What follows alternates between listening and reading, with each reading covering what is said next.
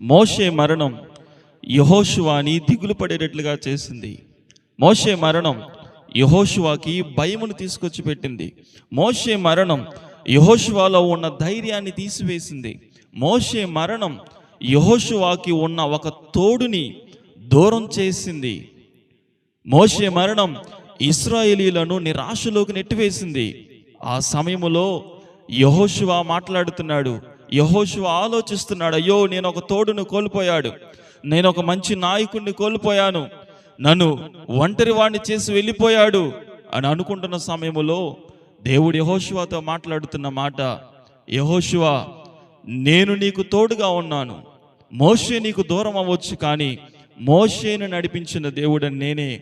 నేను నిన్ను నడిపిస్తాను, నేను నీకు తోడుగా ఉంటాను.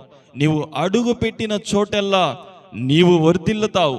నీవు అడుగు పెట్టిన చోటెల్లా మోషేకు నేను ఎలాగూ తోడుగా ఉండి మోషేను నిలబెడుతూ నడిపిస్తూ వచ్చానో అదే విధముగా నేను నిన్ను కూడా నిలబెడతాను, నిన్ను కూడా నడిపిస్తాను.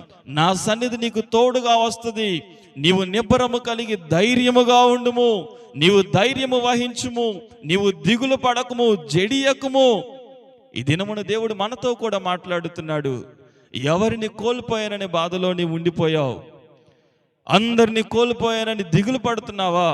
అయ్యో నేను ఒంటరి వాడిగా మిగిలిపోయాను, నేను ఒంటరి దానిగా మిగిలిపోయాను, నా తల్లిదండ్రులు నన్ను వదిలివేశారు, నా అన్నదమ్ములు నన్ను వదిలివేశారు, నా అక్క చెల్లెళ్ళే నన్ను వదిలివేసి వెళ్ళిపోయారు, ఒక అనాథగా మిగిలిచ్చి వదిలివేసి వెళ్ళిపోయారని బాధపడుతున్నావా?